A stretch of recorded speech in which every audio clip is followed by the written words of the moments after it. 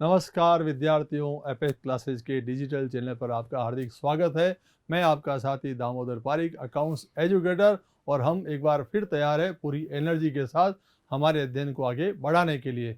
और आगे बढ़ने से पहले छोटा सा रिकेप कि हम साझेदारी का सामान्य परिचय पढ़ रहे हैं, राइट। और साझेदारी के सामान्य परिचय में जो हमारी 12th क्लास का पहला चैप्टर ही है, पहले हमने पढ़ा इसका थ्योरेटिकल पोर्शन कि साझेदारी किसे कहते हैं, साझेदारी की विशेषताएं, साझेदारी के प्रकार, साझेदारी संलेख क्या होता है और संलेख में बातें, और साझेदारी के संलेख अगर नहीं किया गया समझौता तो कौन सी बातें होगी, यही पढ़ा था। फिर हमने पिछली वाली क्लास में पढ़ा था कि लाभ हानि नियोजन खाता, और आपने इसको अच्छी तरह से पढ़ा और समझा है। और आपके कमेंट्स भी मुझे देख करके लगा कि बिल्कुल ये बात आपके दिमाग में एकदम सही बैठ गई है। तो इसीलिए तो हम पढ़ रहे हैं कि सीधे दिमाग में ही कोई चीज़ अच्छी तरह से अटैक करे, ताकि फिर वो इस जीवन में आपके दिमाग से बाहर नहीं निकले। आपको लगे कि हाँ, हमने कॉमर्स पढ़ी है, और वो भी अकाउंट्स। अकाउंट्स का ज्ञान तो व्यक्ति को कभी बेरोजगार रखता ही नहीं है, और अकाउंट्स जानने वाले की कदर भी बहुत ज़्यादा है। तो क्यों नहीं आप भी अपनी इमेज और अपने रेपुटेशन बढ़ाओ, थोड़ा सा मेहनत करके। तो हम साझेदारी के सामान्य परिचय में P&L एप्रोप्रिएशन अकाउंट बना दिया। अब वो अकाउंट पहले बनाने का, अब तीसरी जो सीरीज में जो पढ़ाने का, इसके बीच में भी एक संबंध है। और मैंने आपको जब P&L एप्रोप्रिएशन अकाउंट बना के बताया था तो मैंने क्या कहा था कि आप इन सब चीज़ों को अच्छी तरह से याद रखो कि P&L एप्रोप्रिएशन के डेबिट में हमने क्या क्या लिखा, कि हमने इंटरेस्ट ऑन कैपिटल लिखा, पार्टनर की सैलरी, पार्टनर का कमीशन, पार्टनर का बोनस, और लाभ में से हिस्सा। ये सो सारी चीज़ें हमने P&L एप्रोप्रिएशन के डेबिट में लिखी। ये साझेदार के पूंजी खाते के क्रेडिट में आ जाएगी, क्योंकि पूंजी का बैलेंस मैं कहूँ तो आप तुरंत कहोगे सर पूंजी का बैलेंस तो क्रेडिट होता है। तो क्रेडिट सेल्स वाली किसी चीज़ को यदि आपको बढ़ाना हो तो आप उसमें क्रेडिट करोगे, जब भी तो बढ़ेगा। अरे भाई, आप चाय पी रहे हो और अच्छा खासा मीठा पी लेते हो, और किसी ने 1 चम्मच शक्कर डाली, आपने कहा थोड़ा कम है, 1 चम्मच और ऐड कर दो, फिर 1 चम्मच आपने मनवार की और उसमें ऐड कर दी, 1+1+ तो 3 चम्मच हो गए। तो क्रेडिट वाले में क्रेडिट और डेबिट वाले में डेबिट करोगे तो राशि बढ़ती रहेगी। तो पूंजी खाते का शेष क्रेडिट होता है, उसमें पूंजी का ब्याज, वेतन, कमीशन, बोनस और लाभ में से हिस्सा, विभाजन के लाभ, तो ये पूंजी खाते के क्रेडिट में जाता है, P&L के डेबिट में। आहरण का ब्याज हमने P&L एप्रोप्रिएशन के क्रेडिट में लिखा है, तो उनके पूंजी खाते के किधर जाएगा, डेबिट में। और एक बात और अच्छी है कि आहरण का ब्याज, तो जिधर आहरण जाएगा उधर ही आहरण का ब्याज जाएगा, जिधर पूंजी जा रही है क्रेडिट वाली, पूंजी का ब्याज भी उसके साथ जा रहा है। तो बहुत सारी छोटी छोटी बातें हैं जो हमारे दिमाग में एकदम सीक्वेंस की तरह फिट हो जाती है, एक गाने की तरह, धुन लय की तरह चली जाती है कि इसके बाद ये, इसके बाद ये। आज हम पढ़ेंगे साझेदारों के पूंजी खाते कैसे बनाते हैं। साझेदारी फर्म में साझेदारों के पूंजी खाते बनाने की भी 2 विधियां हैं, और फिर उसमें 2 अलग अलग विधियां, तो उसमें कौन कौन से खाते बनाए जाए और किस खाते के क्रेडिट में क्या आएगा और डेबिट में क्या आएगा। और जब आप दोनों विधियों को अच्छी तरह से पढ़ लोगे तो आपका कंसेप्ट एकदम क्लियर हो जाएगा। तो आपके पास बहुत सारे प्रश्नों का जवाब होगा, और वो सारे प्रश्न जो बोर्ड की परीक्षा में पूछे गए, और मैं भी आपको ये फॉर्मेट बना करके सवाल पूछूंगा, तो आप तुरंत वहीं बैठे घर बैठे बोल के बताओगे कि इसमें यह आएगा और इसमें आएगा। तो ये कंसेप्ट वाइज पढ़ना है, यहाँ रटने का काम ही नहीं है। रटा हुआ तो 100 पन्ने रटोगे तो हो सकता है कि 10 पन्ने नहीं लिखो, और 10 पन्ने समझ गए तो 100 पन्ने लिख सकते हो। तो यहाँ कंसेप्ट क्लियर होना चाहिए, जिसका कंसेप्ट क्लियर होना वो चीज़ हमें लंबे समय तक याद रहती है। तो चलिए हम आगे बढ़ते हैं कंसेप्ट को और आगे बढ़ाने के लिए। साझेदारों के पूंजी खाते। तो साझेदारों के पूंजी खाते तैयार करने की 2 विधियां हैं। एक है स्थायी पूंजी खाता विधि, और दूसरी है परिवर्तनशील पूंजी खाता विधि। एक स्थायी पूंजी खाता विधि और दूसरी परिवर्तनशील पूंजी खाता विधि। तो चलिए हम पहले इसी की बात करते हैं कि 2 विधियां कौन कौन सी है साहब। पहले उनके नाम पढ़े जाए। चलिए पहले उनके नाम पढ़ते हैं। तो पहली विधि का नाम क्या है? पहली विधि का नाम है स्थायी पूंजी खाता विधि। अब देखो नाम से पता चल रहा है कि स्थायी पूंजी खाता विधि है। इसका मतलब पूंजी खाते का शेष तो स्थायी रहेगा, बदलने वाला नहीं है। Fixed capital account method, right. तो फिक्स कैपिटल अकाउंट मेथड है ये। तो दूसरी कौन सी होगी जो स्थायी नहीं है, तो फिर वो तो होगी परिवर्तनशील। तो इसका नाम है परिवर्तनशील। परिवर्तनशील पूंजी खाता विधि, राइट।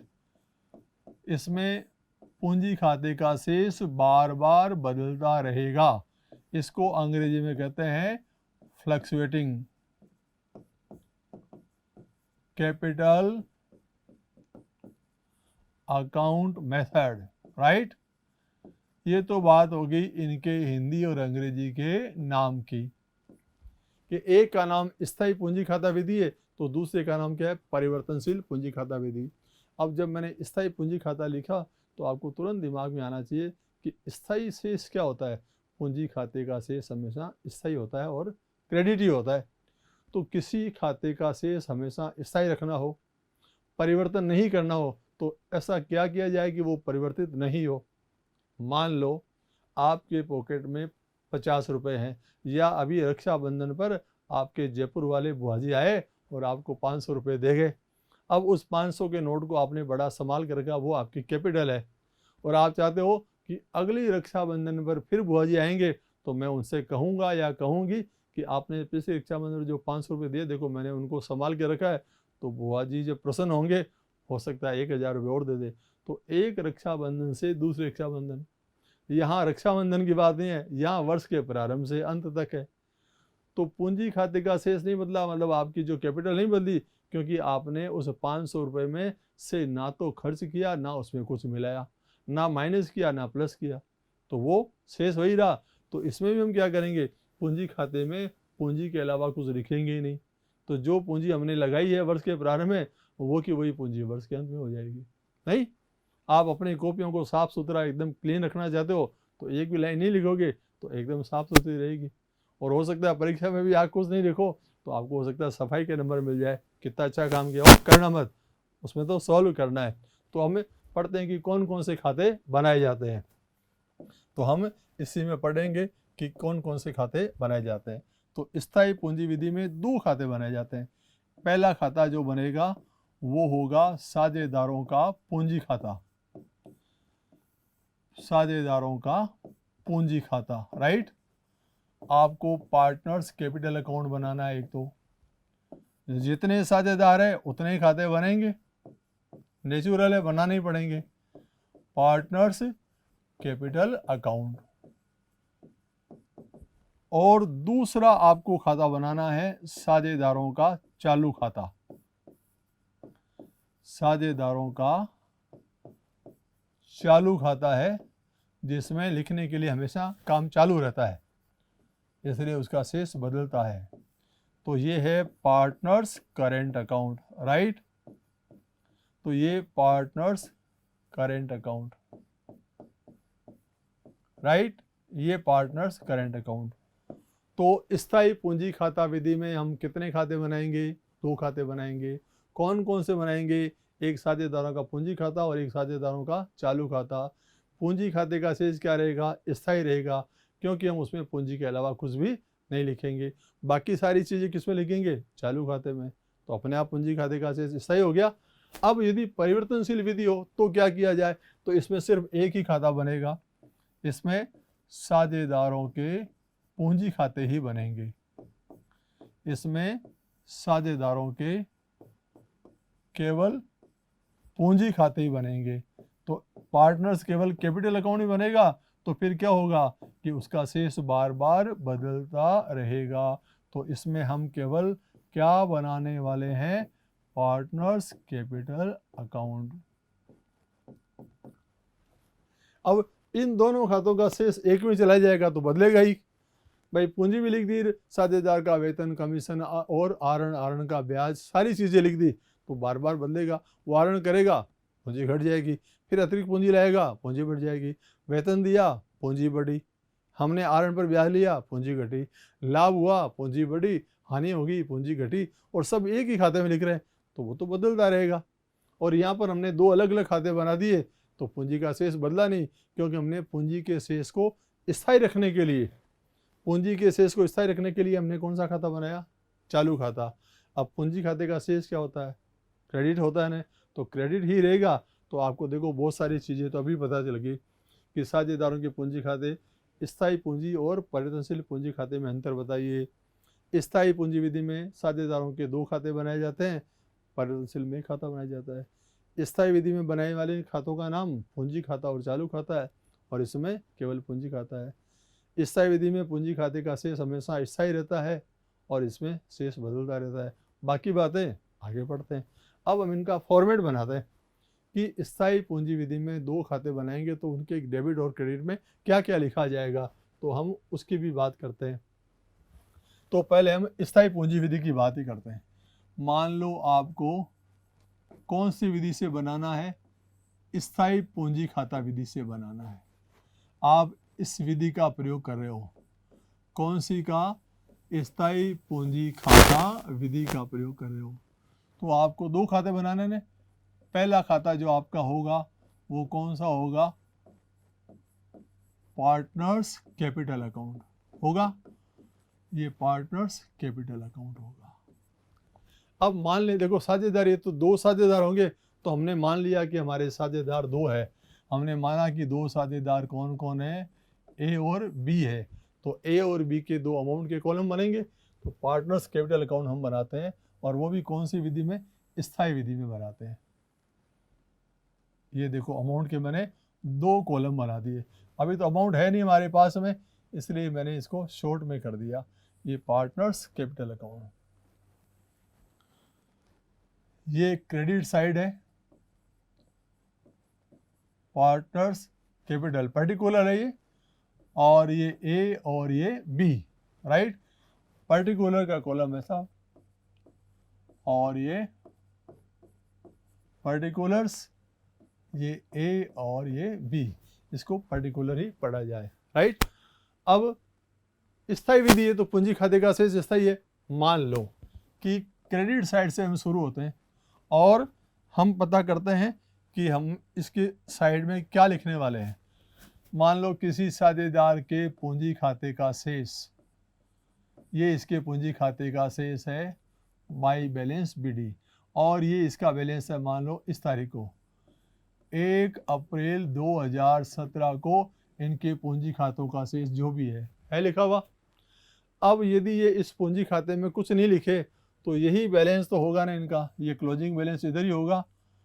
तो इनका बैलेंस सीडी, ये क्लोजिंग बैलेंस हो गया, और वर्ष का समापन हो जाएगा 31 मार्च 2018 को।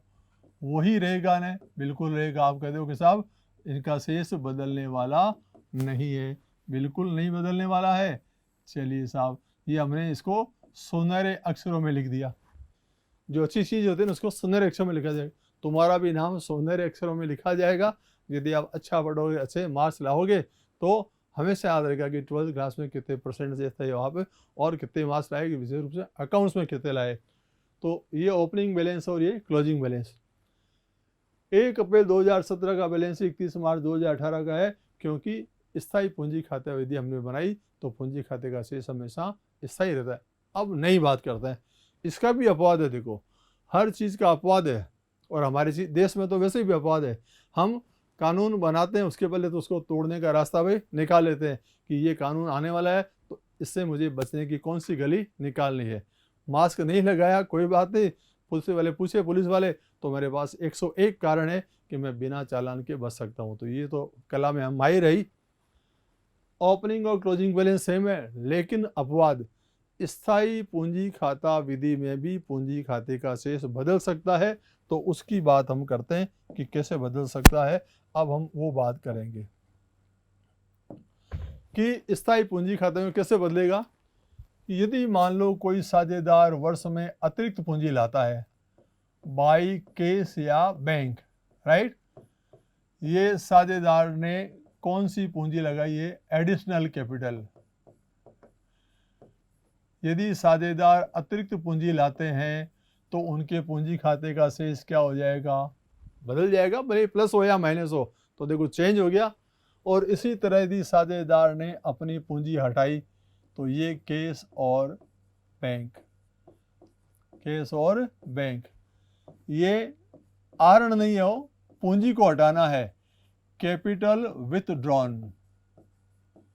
कैपिटल विथड्रॉन का मतलब पूंजी हटाना, तो पूंजी क्या हो रही है, कम हो रही है, मतलब बदल रहा है। स्थायी पूंजी खाता विधि में भी पूंजी खाते का शेष बदल सकता है, और दो ही कारण है, या तो अतिरिक्त पूंजी लाने पर या अपनी पूंजी हटाने पर। तो अब स्थायी नहीं रही है, तो ये स्थायी पूंजी खाता विधि का भी वाद है कि स्थायी पूंजी खाता विधि में पूंजी खाते का शेष हमेशा क्रेडिट होता है, स्थायी होता है, लेकिन उस विधि में भी साझेदार के पूंजी खाते का शेष बदल सकता है अतिरिक्त पूंजी लाने पर या पूंजी हटाने पर। चलिए साहब, ये तो पूंजी खाता हो गया इस विधि से। अब दूसरा खाता कौन सा, पार्टनर्स करंट अकाउंट। तो अब हम दूसरा खाता बनाते हैं, पार्टनर्स करंट अकाउंट बनाते हैं। ठीक है, ये हम पार्टनर्स करंट अकाउंट बनाएंगे। तो ये मैंने लिख दिया नाम। अब हम जो दूसरा खाता बनाने वाले हैं उसका नाम क्या है, पार्टनर्स करंट अकाउंट। वही साझेदार हमारे पास जो दो थे वही दो मान लेंगे हम। तो अब हम दो साझेदार मान करके और फिर हम इसको आगे बढ़ाते हैं हमारे काम को। तो चलिए, हमने ये पार्टनर्स करंट अकाउंट का फॉर्मेट बना दिया, वही दो कॉलम बना दिए और वैसे ही नाम लिख देंगे, राइट। तो चलो हम लिख देते हैं, ये पर्टिकुलर्स और ये अमाउंट, ए और बी है, ये विवरण लिखने के लिए। ये पर्टिकुलर्स लिख दिया हमने, ये पर्टिकुलर्स, ये ए और बी, राइट।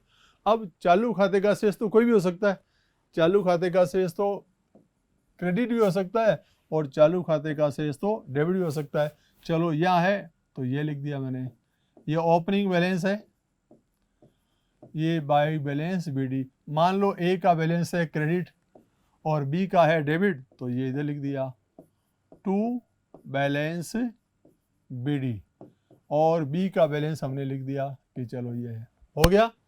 ये तो चालू खाते का शेष है। अब वो जो हमने लिखा था P&L के प्रोविजन के क्रेडिट में क्या क्या लिखा था, साझेदार की पूंजी का ब्याज, वेतन, कमीशन, बोनस और लाभ, वो सब इधर आ जाएंगे। आते तो इधर वो, लेकिन पूंजी कौन सी विधि से, स्थायी विधि से। तो स्थायी विधि में तो पूंजी का शेष बदलता नहीं है, इसलिए इधर आ जाएगा। तो ये एक एक चीज आपको याद रखनी है। एक क्या आएगा, इंटरेस्ट ऑन कैपिटल, राइट, पहला काम। फिर क्या आएगा, पार्टनर की सैलरी, जिसकी सैलरी है उसकी सैलरी आ जाएगी, और जिसको क्या दिया गया है, कमीशन, कमीशन आ जाएगा। और क्या आ जाएगा, किसी साझेदार को दिया गया बोनस आ जाएगा, और किसी साझेदार का वर्ष का क्या आ जाएगा, लाभ आ जाएगा, राइट। ये सब चीज़ें क्रेडिट में आ गई। अब इधर भी आना चाहिए। इधर साझेदार ने वर्ष में फर्म से क्या किया, आहरण किया, आहरण आ जाएगा। इधर साझेदार ने आहरण किया तो उसके आहरण पर ब्याज भी अगर फर्म ने वसूल किया है तो आहरण का ब्याज भी आ जाएगा। और इधर क्या आ जाएगा, लॉस। ये P&L ऑपरेशन से आया, लेकिन अभी तो हमें इसको समझना है। और अब हमें इसका क्या ज्ञात करना है, बैलेंस। तो जैसे ओपनिंग बैलेंस कुछ भी हो सकता है, वैसे क्लोजिंग बैलेंस भी हो सकता है। तो हम बैलेंस ज्ञात नहीं कर रहे हैं, हम तो सिर्फ ये पता कर रहे हैं कि कौन सी चीज़ कहाँ आती है। अब आपके लिए एक नया सवाल आ गया जो बोर्ड में पहले आ चुका है। चालू खाते के जमा पक्ष में लिखे जाने वाले कोई चार लेन देन बताइए। चालू खाते के जमा पक्ष में लिखे जाने वाले कोई चार लेन देन, तो आप तुरंत हो जाओगे। पूंजी पर ब्याज, साझेदार का वेतन, साझेदार का कमीशन, बोनस और लाभ। अब चार हुए, ज़्यादा हो गए तो ज़्यादा हो गए ना, बिल्कुल सही बात है। ये चालू खाते के जमा पक्ष में क्यों आए, क्योंकि हमने पूंजी खाता कौन सी विधि से बनाया, स्थायी विधि से। और स्थायी विधि से बनाते हैं तो पूंजी खाते में पूंजी के अलावा कुछ नहीं लिखा जाता है। पूंजी खाते का शेष हमेशा स्थायी और क्रेडिट रहता है। लेकिन अपवाद है, स्थायी पूंजी खाता विधि में भी पूंजी खाते का शेष बदल सकता है, अतिरिक्त पूंजी लाने पर बढ़ सकता है और पूंजी हटाने पर घट सकता है। चालू खाता है, इसका बैलेंस तो कुछ भी हो सकता है, क्योंकि तो चालू खाता है, खुला ही है, कुछ भी लिखो और कुछ भी हटाओ, क्रेडिट करो या डेबिट करो। तो चालू खाते के जमा पक्ष में आने वाले लेन देन आगे कौन कौन से हैं साहब? Interest on capital, salary, commission, bonus, profit. Very good, ये सब इसमें है क्योंकि करंट अकाउंट है। अगर मैं करंट अकाउंट हटा दूं तो ये सारे लेन देन किस में चले जाएंगे? कैपिटल में चले जाएंगे, और जिस साइड में उसी में जाएंगे। क्रेडिट वाला तो क्रेडिट में ही जाएगा ना, और डेबिट वाला डेबिट में। तो दोनों खातों का एक खाता बन गया। क्यों? क्योंकि पूंजी स्थायी विधि से नहीं बल्कि परिवर्तनशील विधि से है। बिल्कुल सही समझ रहे हो आप, सही लाइन में चल रहे हो, और इसी तरह से पढ़ते रहोगे तो आपको अच्छे नंबर लाने से कोई नहीं रोक सकता है। बिल्कुल सारी चीज़ें slow and steady wins the race, नियमित रूप से पढ़ना बहुत ही जरूरी है। चलिए हम परिवर्तनशील विधि से बनाते हैं। तो अब हम बनाते हैं परिवर्तनशील विधि से। यदि साझेदारों का पूंजी खाता कौन सी विधि से तैयार किया जाए? परिवर्तनशील से। तो परिवर्तनशील पूंजी खाता विधि, ये परिवर्तनशील पूंजी खाता विधि। इसमें कितने खाते बनाते हैं? तो आप तुरंत कहोगे सर एक ही खाता बनाते हैं। बिल्कुल सही बात है, इसमें सिर्फ एक ही खाता बनाया जाता है, और वो खाता कौन सा है वो भी हम बना लेंगे। तो वो है पार्टनर्स कैपिटल अकाउंट। अब चालू खाते के लिए कोई स्थान नहीं है, और हम इसको थोड़ा विस्तार से भी बढ़ा देते हैं। चलिए फिर हम अलग अलग स्याही का प्रयोग करते हैं ताकि आपके समझ में आ जाए। ये मैंने बड़ा सा खाता बना दिया साहब। अब इसमें बहुत सारी चीजें मेरे पास दिखने के लिए है ना, इसलिए अब दो खातों का एक ही हो गया। आपके पास दो बैग थे, दो बैग का एक बैग में कर दिया तो उसका वजन तो बढ़ेगा ना। ये कौन सी साइड? क्रेडिट, और ये पर्टिकुलर्स, ये ए की राशि आ जाएगी और ये बी की राशि आ जाएगी। ये जो पर्टिकुलर्स है ये ए की राशि आ जाएगी और ये बी की राशि आ जाएगी। ये लो मैंने इसको बंद कर दिया। अब ये परिवर्तनशील विधि से एक ही खाता है, सारे लेन देन पूंजी भी, आरएनबी, वेतन, कमीशन, आरएन का ब्याज, लाभ, हानि सब इसमें लिख दिया। तो पूंजी खाते का शेष तो हर ट्रांजैक्शन के बाद में बदलता रहेगा, परिवर्तित होता रहेगा, इसलिए तो इसका नाम क्या है? परिवर्तनशील पूंजी खाता विधि। तो मान लो साझेदारों के पूंजी खाते का शेष बैलेंस ओपनिंग बैलेंस है, और ये कौन सा बैलेंस है? क्रेडिट, तो इधर आ गया। और किसी साझेदार का बैलेंस डेबिट है तो इधर आ जाएगा बैलेंस बीडी। ये भी ओपनिंग बैलेंस है लेकिन कौन सा है? डेबिट। मान लो बी का डेबिट है तो इधर आ गया, राइट। अब दोनों खाते एक हो गए, तो वो जो पूंजी खाते वाले लेन देन है वो भी इसमें लाओ। तो पूंजी खाता स्थायी विधि से था, तो पूंजी खाते में क्या था? इधर पूंजी लाना, इधर पूंजी हटाना। चलो पहले वो लाते हैं। तो ये हो गया बाय केस या बैंक। ये किस बात के लिए है? अतिरिक्त पूंजी के लिए। याद रहेगा ना, एडिशनल कैपिटल, इंट्रोड्यूस्ड कैपिटल है, राइट। और इधर पूंजी हटाना, ये लो साहब, पूंजी हटाना स्थायी रूप से अलग है, आरएन की राशि अलग है, ये आपको याद रखना है। ये पूंजी हटाई गई है, कैपिटल विथड्रॉन, ये पूंजी हटाई, हो गया। अब देखो चालू खाते के तो आगे पूंजी खाते के, अब चालू खाते वाले लेन देन भी लिखो। अब आपके दिमाग में आ गया सर चालू खाते का शेष कहाँ जाएगा? तो चालू खाते का शेष होगा ही नहीं। यदि पूंजी परिवर्तनशील विधि से है तो सिर्फ पूंजी खाते का शेष है। तो एक नई बात फिर होगी, यदि सवाल में केवल पूंजी खाते का शेष है, इसका मतलब पूंजी खाता परिवर्तनशील विधि से है। और लिखा है कि राम श्याम की पूंजी खाते का शेष था और चालू खाते का शेष है, तो आपको तुरंत दिमाग में आ जाएगा कि पूंजी का बैलेंस भी है, चालू खाते का भी है, तो ये पूंजी खाता स्थायी विधि से रखा हुआ है। परिवर्तनशील में तो बैलेंस होगा ही नहीं। अब वो सारी चीज़ें इधर आ जाएगी। देखो जो मैंने यहाँ लिखी थी ना चालू खाते में, ये आ गया इंटरेस्ट ऑन कैपिटल, राइट। फिर आ जाएगा पार्टनर की सैलरी, फिर पार्टनर का क्या आ जाएगा, बोनस। फिर किसी साझेदार को हमने क्या दिया है, कमीशन, तो ये साझेदार का कमीशन आ जाएगा, आ गया कमीशन। और ये लाभ में से हिस्सा आ गया, ये चालू वर्ष का क्या आ गया, प्रॉफिट आ गया। ये कौन से खाते से आ रहा है, ये तो आगे की बात है, अभी यहाँ आपको पता नहीं करना है। ये कौन से खाते से आया, P&L एप्रोप्रिएशन से। सब इधर आगे दौड़ करके, तो इधर भी लिखते हैं। इधर साझेदार का क्या आ गया, आहरण, चलो ये ड्राइंग्स, और ये आहरण का ब्याज, ये हो गया इंटरेस्ट ऑन ड्राइंग्स। और लास्ट में क्या है कि सब प्रॉफिट नहीं है, क्या हो रही है, लॉस हो रही है, तो ये लॉस इधर आ जाएगी। अभी मैंने इसका बैलेंस ज्ञात नहीं किया, बैलेंस तो जो होगा वही होगा। इसमें से घटाएंगे तो टू बैलेंस शीट आ जाएगा, इसमें घटाएंगे तो बाई बैलेंस शीट आ जाएगा। लेकिन पूंजी खाता और चालू खाते के लेन देन एक ही जगह आ गए। परिवर्तनशील विधि है तो इसमें चालू खाते का शेष नहीं होगा। ऐसी स्थिति में आपको याद रखना है, कौन सी बात याद रखनी है कि ऐसी स्थिति में आपके प्रश्न में किसका शेष नहीं होगा, चालू खाते का।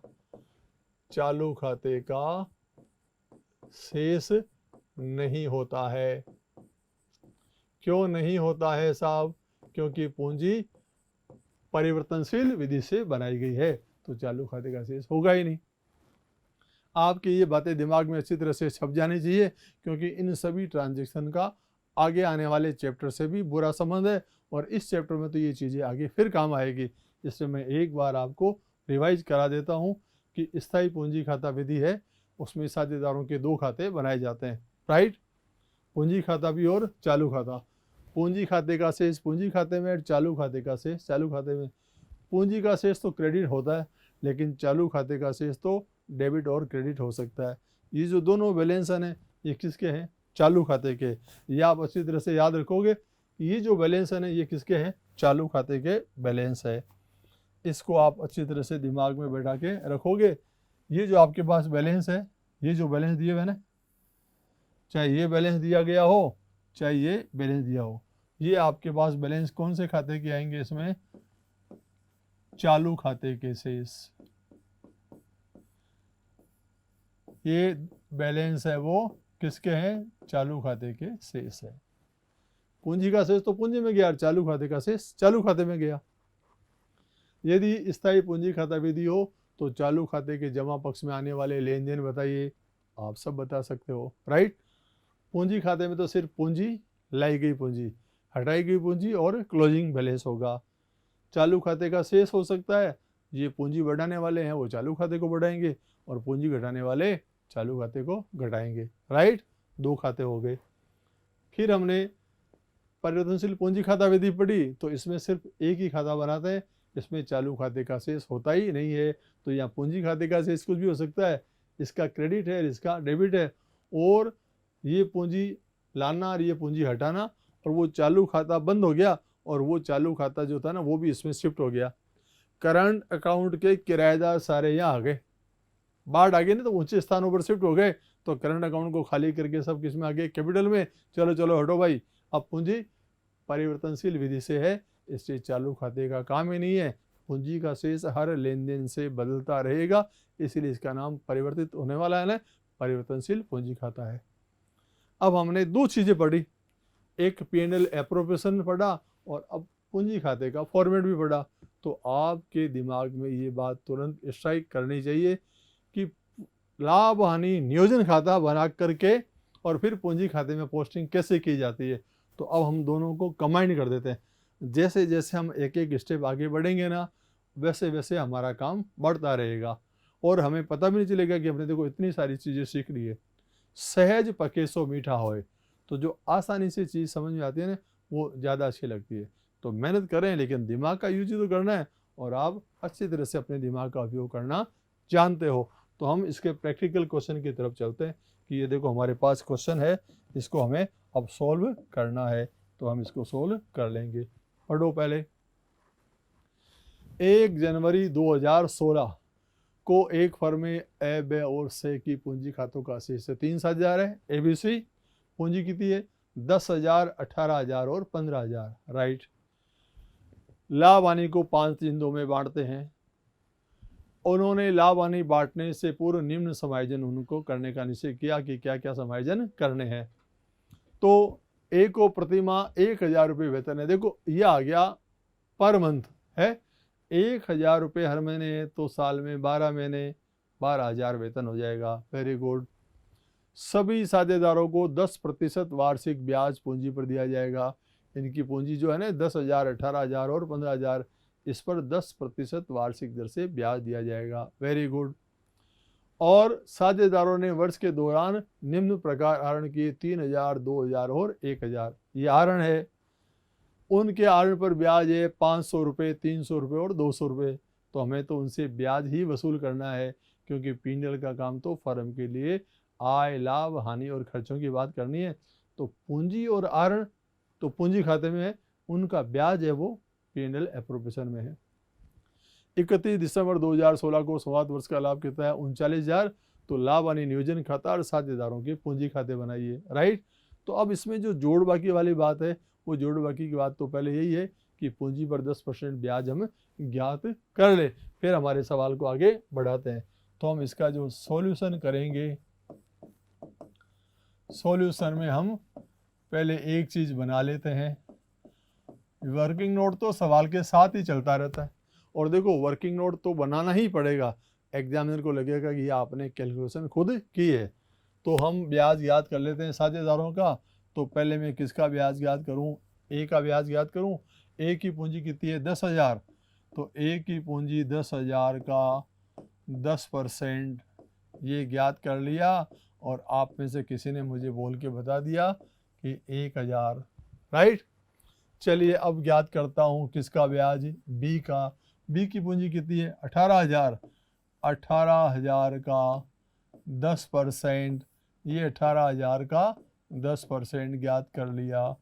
कितना हो गया? 1,800। फिर किसका ज्ञात करें? सी का। सी की पूंजी कितनी है? 15,000। ये 15,000। 15,000 का भी 10%, ये 10%, तो 1,500 रुपये। ये तीनों का ब्याज हो गया, 1,000, 1,800 और 1,500। लेकिन लाभ हानि नियोजन खाता बनाने के लिए पूंजी के ब्याज की आवश्यकता नहीं होती है, उसके लिए तो लाभ की आवश्यकता होती है। और ये हमारे वर्ष का लाभ है 39,000, राइट। तो हम इसी से शुरू करने वाले हैं। चलिए हम आगे चलते हैं, फिर P&L एप्रोप्रिएशन अकाउंट बनाते हैं।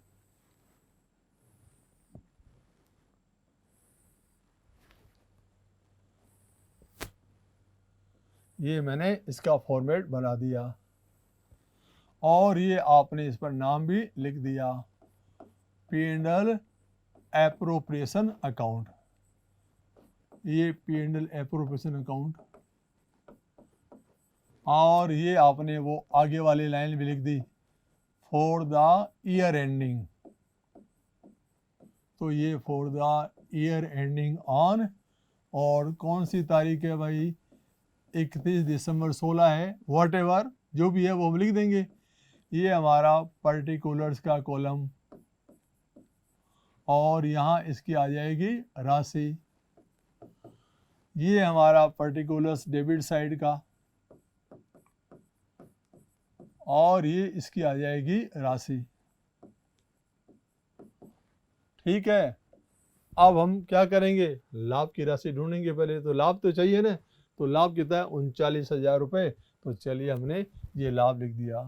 काम सब सीक्वेंस से होना चाहिए, जब भी आपको स्टेप याद रहेंगे कि मुझे कौन कौन सी चीज़ें और कौन कौन सी साइड में लिखनी है। हो गया। चलिए फिर चलते हैं कि अब हमें करना क्या है। पहला पॉइंट है, ए को प्रतिमाह 1,000 रुपये वेतन है, एक ही व्यक्ति को देना है। चलिए दे देते हैं। तो अब साझेदारों का नहीं है, एक ही व्यक्ति का है, तो सीधा एक ही नाम लिखना है, एज सैलरी। और 1,000 रुपये प्रतिमाह हो तो 12 महीने का वेतन आपको देना है, और आप तुरंत लिख दोगे 12,000। हो गया। ठीक है, फिर आगे चलते हैं। दूसरा पॉइंट है, सभी साझेदारों को 10% वार्षिक दर से ब्याज ए का ब्याज, बी का ब्याज और सी का ब्याज 1000, 1800 और 1500। चलिए ये भी लिख देते हैं। ये हमने ज्ञात कर दिया इंटरेस्ट ऑन कैपिटल, ये इंटरेस्ट ऑन कैपिटल, राइट। ए को भी देना है, बी को भी देना और सी को। ए का ब्याज कितना है 1000, इसका ब्याज है 1800 और इसका ब्याज है 1500, राइट। और ये आ गया 4300, लिख दिया। चलिए फिर आगे चलते हैं, और क्या बाकी रह गया। फिर आ गया साझेदारों ने आहरण किए। आहरण तो पूंजी खाते में आते हैं, P&L एप्रोप्रिएशन नहीं आएंगे, लेकिन उनके आहरण का ब्याज 500 रुपये, 300 रुपये और 200 रुपये ये हमें वसूल करना है। ये फर्म के लिए लाभ और आय है, इनकम होती है। तो ये हमने यहाँ लिख दिया, ये लिख दिया साहब इंटरेस्ट ऑन ड्राइंग्स। ए से भी वसूल करना, बी से भी करना और सी से भी करना, और एक बार कंफर्म करना कि 500, 300 और 200 रुपये है। चलिए ये इसका ब्याज 500 रुपये, ये 300 रुपये और ये 200 रुपये, कुल कितना हो गया 1000। अगला स्टेप क्या होगा, विभाजन योग्य लाभ ज्ञात करना। क्रेडिट की जोड़ ज़्यादा है, डेबिट की कम है, तो चलो हमने इसको पहले बंद कर दिया। कितनी टोटल है साहब 40,000, वेरी गुड। 40,000 लिख दूं बच्चों, तो ये 40,000 मैंने इधर भी लिख दिया। और ये जो लाभ होगा मैं साझेदारों में बांट दूंगा। तो देखो बाकी का वर्किंग नोट में मैंने पहले कर दिया, ये पार्टनर्स कैपिटल अकाउंट लिख दिया। साझेदार कौन, ए, बी और सी। अब हम बात करते हैं कि विभाजन योग्य लाभ, वितरण योग्य लाभ, एक ही बात है ना। तो हम ज्ञात करते हैं वितरण योग्य लाभ, ज्ञात करें। इसके लिए हमने क्या किया कि P&L एप्रोप्रिएशन का कौन सा साइड पहले लगाया, क्रेडिट। क्रेडिट में कितनी राशि है बच्चों 40,000, लेस कर दिया कौन सा side, debit side. Debit side में कितने 12 और 4 16, 16,300। तो ये 16,300 रुपये माइनस किए, तो देखो ये हमारे पास में राशि बची 7, और ये हो गया 7 और 3 और ये 23,700 रुपये है। इस 23,700 को मुझे क्या करना है, बांटना है। किस में, ABC में 5, 3, 2। 5, 3, 2 का मतलब समझते हो, 5/10, 3/10 और 2/10। मेरे पास साझेदारों के अनुपात है ना 5, 3, 2। तो आप क्या करोगे, ऐसे अनुपात लिखोगे और फिर इनके अनुपातों की टोटल कर दोगे। अब हम बांट देते हैं, चलिए बांटते हैं। अलग अलग याद कर लें। ए का हिस्सा, ए का हिस्सा है 5/10 इंटू 23,700। और फिर ज्ञात करें बी का हिस्सा, तो बी का हिस्सा है 3/10 इंटू 23,700। और सी का हिस्सा 2/10 इंटू 23,700, राइट। 0 से 0 कर देते पहले, फिर इनको गुणा करना ही बाकी रहेगा। तो साहब ये 0, 5 7 35, 15 और 3 18 और ये 11, 11,850। अब इसकी बात करें, 0 3 7 21, फिर बच गए 2 9 और 2 11, 3 दूनी 6 1 7, 7,110। इसका गुणा करते हैं 2 से, 0 2 7 14, 6 1 7 और 4, 4,740। अब केवल इधर लिखना है, लिख देंगे। चलिए पहले का लाभ है 11,850, दूसरे का है 7,110 रुपये, और तीसरे का लाभ है 4,740। और कुल लाभ कितना है 23,700 रुपये। और इन तीनों की टोटल 23,700 भी है। 10 9 10 और 7 17, 2 7 9 4 13, राइट। लेकिन ये तो P&L एप्रोप्रिएशन अकाउंट बना है। अब हमें साझेदारों के पूंजी खाते बनाने हैं। साझेदारों के पूंजी खाते कौन सी विधि से बनेंगे, तो आप तुरंत कहोगे कि सब पूंजी बनेंगे परिवर्तनशील विधि से। क्यों? क्योंकि इसमें चालू खाते का शेष दिया हुआ ही नहीं है और कुछ भी नहीं लिखा होता, तो 99% परिवर्तनशील विधि से ही बनाया जाता है। तो हम बना दे फॉर्मेट और फिर उसमें पोस्टिंग कर देंगे। तो चलिए हम पार्टनर्स कैपिटल अकाउंट का फॉर्मेट बना देते हैं, फिर हम उसमें पोस्टिंग कर देंगे। 3 साझेदार है, इसलिए आप ध्यान रखोगे 3 साझेदारों के लिए पर्याप्त जगह भी रखोगे।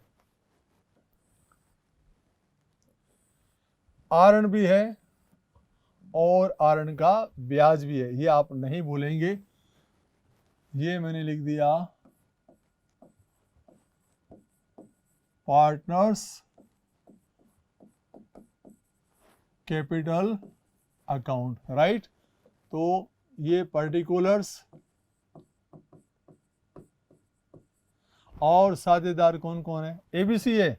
चलिए साहब एबीसी से मिलते हैं एक दफे, बिल्कुल मिले। ये साझेदार ए, बी और सी। फिर ये पर्टिकुलर्स, ये ए, बी और सी, और ये क्रेडिट। सबसे पहले पूंजी का शेष। पूंजी का शेष क्रेडिट दिया हुआ है सबसे ऊपर सवाल में, तो हमने सवाल पढ़ा तो इतना तो हमें याद रह गया कि ये इनके पूंजी खाते का शेष। अब देखो तो कितना शेष है। ये शेष है 10,000, 18,000 और 15,000। चलो एक एक पॉइंट लिखते हैं। 10,000, 18,000 और 15,000। इसके 10,000, ये 18,000 और ये 15,000, राइट। देखो दो चीजें, एक तो साझेदार की पूंजी, एक साझेदार का आरण, वो तो सवाल से सीधा पूंजी खाते में आ जाएगा। बाकी सारी चीजें P&L एप्रोप्रिएशन से आएगी। तो पहले हम सवाल में हमारी काम की चीज ढूंढ लेते हैं। पूंजी ढूंढ ली, अब आरण ढूंढ लेते हैं। तो हमने पता किया कि आरण कितना है, 3,000, 2,000 और 1,000। चलिए लिख देते हैं। आरण किधर लिखूं? इधर पूंजी है तो इधर आरण लिखूं। ये मैंने आरण लिख दिया। 2 ड्राइंग्स। और इसने कितने का आरण किया? 3,000 का। इसका आरण कितना है? 2,000। इसका आरण कितना है? 1,000। अब आपको सवाल को पढ़ने की आवश्यकता नहीं है। चलिए फिर P&L एप्रोप्रिएशन में चलते हैं। और मैंने क्या कहा था कि पूंजी, ये P&L एप्रोप्रिएशन के डेबिट में आने वाले पूंजी खाते के क्रेडिट में। अब ये चीज़ें आपको याद रखनी है। सैलरी किसके खाते में जाएगी? ए के खाते में। चलिए एक एक लिख देते हैं। ये मैंने लिखा सैलरी, लिख दिया। और ये सिर्फ ए को मिली तो ए के खाते में 12,000, राइट। चलिए फिर वापस चलते हैं। इंटरेस्ट ऑन कैपिटल तीनों को मिला, 1,000, 1,800 और 1,500। चलिए ये इंटरेस्ट ऑन कैपिटल, ये सबको मिलेगा तो ये सब का लिख दिया इंटरेस्ट ऑन कैपिटल। इसको कितना मिला? 1,000, इसको 1,800 और 1,500, राइट। फिर चलते हैं कि और क्या है। ये प्रॉफिट है, कौन से खाते से है? P&L एप्रोप्रिएशन से। तो P&L एप्रोप्रिएशन लिखा जाएगा। ए का 11,850 है, एक एक देख करके लिख देते हैं। ये लाभ है, अब इसको लाभ हानि नियोजन खाते के नाम से लिखना है, P&L एप्रोप्रिएशन अकाउंट, राइट। इसका लाभ है 11,850। फिर चलते हैं साहब, दूसरे का लाभ कितना है? 7,110 है। तो 7,110 भी हम इसका लाभ ढूंढ देते हैं। ये लाभ की राशि ढूंढना बहुत ही जरूरी है और आपने अच्छी तरह से इसको मल्टीप्लाई करके और लिखा है। तो 7,110। चलते हैं 7,110। ये 7,110 लिख दिया। और फिर हम चलते हैं उस व्यक्ति के पास जिसका लाभ हमें ढूंढना है, 4,740। तो 4,740 लिख दूं, ये लिख दिया मैंने 4,740। ये तो डेबिट की बात पूरी होगी। अब क्रेडिट में भी चलते हैं। ये तो P&L से है, ये नहीं लिखना है। ये आरण का ब्याज देखो 500, 300 और 200 रुपये। तो ये हम लिख देते हैं इनके इधर, जिधर आरण उधर ही आरण का ब्याज। तो ये मैंने लिख दिया इंटरेस्ट ऑन ड्राइंग्स। इसका कितना ब्याज है बच्चों? 500 रुपये, 300 रुपये और 200 रुपये। हो गया। ये हमने पूंजी खाते में पोस्टिंग कर दी। तो अब क्या बाकी रह गया कि सर पूंजी खाते का बैलेंस भी ज्ञात कर दो। चलिए, ये टोटल ज़्यादा है तो पहले हम इनकी यही टोटल लगाते हैं।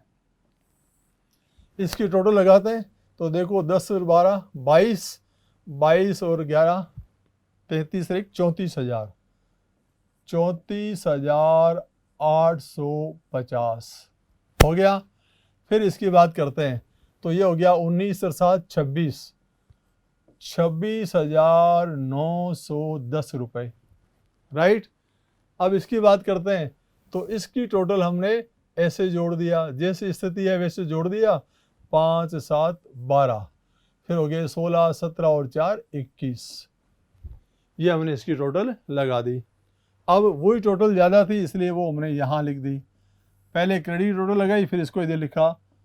तो इसकी राशि कितनी आई? 34,850। और इसकी राशि कितनी है? 26,910। और इसकी राशि है 21,240। अब हम इनका क्लोजिंग बैलेंस ज्ञात कर देंगे। ये इनका क्लोजिंग बैलेंस है, बैलेंस शीट। तो 34,850 है तो इसके तो कितने बच गए बच्चों? 350। तो ये बच गए और अब हो गए 3, तो 31,350, 31,350। अब इसकी बात करें 910 है, 300 गए तो इसके तो बच गए 610 और 2000 गए तो बच गए 24,610। आप खुद कैलकुलेट करोगे और मुझे बता दोगे। 240 है तो ये तो बच गए सिर्फ 40 रुपये और ये गए तो 20,000, 20,040। तो ये देखो हमने इनका पूंजी खाते का बैलेंस ज्ञात कर लिया। और किस किस का ज्ञात किया? ए, बी और सी। मैं यहाँ लिख देता हूँ ताकि आपको परेशान नहीं होना पड़े। 31,350 तो इसका है और इसका 24,610 है और इसका है 20,040 रुपये। समझे आप? ये हमने साझेदारों के पूंजी खाते में पोस्टिंग कर दी। ये साझेदारों की पूंजी का शेष था और ये वेतन है। वेतन मैंने सिर्फ एक को क्यों लिखा? क्योंकि एक को ही दिया गया। इंटरेस्ट ऑन कैपिटल सबको मिला, पूंजी का 10% है, P&L से देख के लिखा वैसे। और ये लाभ का हिस्सा है। ये लाभ कितना था? कुल राशि को हमने उनके लाभ हानि अनुपात में बांट दिया था, राइट। और इस तरफ आरण का ब्याज और फिर बैलेंस। जिधर आरण उधर आरण का ब्याज, जिधर पूंजी उधर पूंजी का ब्याज, लेकिन पूंजी क्रेडिट हो। कई बार पूंजी का बैलेंस डेबिट होता है तो फिर नेचुरल है कि डेबिट में आएगा ना। तो नाम से पता चलता है कि मैंने पूंजी कहाँ लिखी? पूंजी का ब्याज। आरण लिखा, आरण का ब्याज। दो चीज़ें, एक तो पूंजी का शेष और एक आरण की राशि। ये प्रश्न में से सीधी यहाँ आ जाती है ना। ये P&L एप्रोप्रिएशन अकाउंट में नहीं जाती है। P&L एप्रोप्रिएशन में तो इनका ब्याज ही आता है। तो कुछ बातें मैं बार बार इसलिए रिपीट कर रहा हूँ कि अक्सर बच्चे यही गलतियाँ कर देते हैं। खूब सवाल किए, खूब सॉल्व किया, बार बार लिख रहे हैं, लेकिन जैसे उनकी बारी आती है तो तुरंत याद है कि पूंजी लिख दी, आरण लिख दिया। नहीं भाई, पूंजी और आरण नहीं लिखना। पूंजी और आरण का ब्याज ज्ञात करना है और वो लिखना है, राइट। एक बार आप देख लो सवाल को, मैं आपको वापस बता देता हूँ। ये सवाल हमने पढ़ा और वर्किंग नोट में यहाँ तो पूंजी का ब्याज ज्ञात किया और इनका ब्याज हो गया 4,300, अनुपात 5:3 है। और फिर हमने पढ़ लिया कि ए को वेतन देना था, पूंजी पर ब्याज है, आरण का ब्याज 500, 300, 200 है और लाभ कुल 39,000 है। ये सारी चीज़ें हमने पढ़ी। ये लाभ सबसे पहले हम ये लिखते हैं। और फिर हमने ए का वेतन 1,000 रुपये मासिक है तो 12,000। इंटरेस्ट ऑन कैपिटल ज्ञात किया 10%, 4,300। ये आरण का ब्याज, इसकी टोटल होगी 40,000। 40,000 में से हमने ये डेबिट वाले 16,300 घटाए तो ये आपके पास कितने बचे? 23,700। 23,700 को 5/10, 3/10 और 2/10 में बांट दिया तो ये इसकी राशि हो जाएगी। और 11,850 इसकी राशि हो जाएगी 7,110 और इसकी राशि हो जाएगी 4,740। हो गया। फिर ये सारी चीज़ें एक बार फिर रिपीट कर रहा हूँ। Salary, interest on capital, profit, commission, P&L appropriation के डेबिट में, पूंजी खाते के क्रेडिट में। आहरण का ब्याज, तो आहरण तो सीधा चला जाता है, आहरण का ब्याज और हानि होती तो इधर P&L एप्रोप्रिएशन के क्रेडिट में, तो पूंजी खाते के डेबिट में। इन सब चीज़ों को आपको बार बार रिवाइज करना है, रटने की आवश्यकता नहीं है, तो कंसेप्ट की बात है। और आप खुद ऐसे सवाल, जैसे मैंने सवाल किए, अब आप खुद सवाल लिखो और उसमें परसेंटेज बदल दो और नाम बदल दो, फिर उसको सॉल्व करो, तो आपका अभ्यास भी हो जाएगा और आप तो प्रश्न बनाने भी लग जाओगे। तो देखो, पढ़ते पढ़ते आप तो क्वेश्चन पेपर भी बनाने लगे, तो कितना जल्दी आप सीख जाओगे। और ये सब सीखने के लिए हमसे जुड़ना बहुत ज़रूरी है। और हमसे जुड़ने के लिए क्या करना चाहिए? हमारे चैनल को सब्सक्राइब करना चाहिए, बेल आइकन को प्रेस भी करना चाहिए, इसको ज़्यादा से ज़्यादा लाइक भी करना चाहिए और अपने मित्रों के साथ इसको शेयर भी करना चाहिए, ताकि वो भी आपके शुक्रगुजार हो सके कि भाई तुमने भी मेरी समस्या का समाधान कर दिया, अब मैं भी पढ़ पा रहा हूँ। तो नियमित रूप से जुड़े रहना कि क्लास कितने बजे आएगी, उस समय तैयार रहना। सारे काम काज है वो पहले कर लेना या फिर पढ़ने के बाद, पढ़ते समय कोई दूसरा काम नहीं। भोजन भी करके पहले पेट पूजा फिर काम दूजा। तो अब आप 1 घंटे तक आराम से बैठ करके पढ़ सकते हो। ये बात आपको बहुत ज़रूरी है, याद रखना। फिर हम इसी श्रृंखला में इसके आगे की चीज़ें पढ़ेंगे। तब तक के लिए आपको क्या करना है? तब तक के लिए आपको विश्राम करना है, लेकिन स्वस्थ रहते हुए, सब सदाचार का पालन करते हुए अपना ध्यान रखना, अपने परिवारजनों का ध्यान रखना। तब तक के लिए धन्यवाद। Thank you. सब्सक्राइब करें हमारा Apex classes Edutech YouTube channel, साथ ही बेल आइकन को क्लिक करना बिल्कुल ना भूलें, ताकि आगे आने वाले सभी यूट्यूब वीडियोस की अपडेटेड नोटिफिकेशंस सबसे पहले आपको मिले। Apex classes Edutech, subscribe now.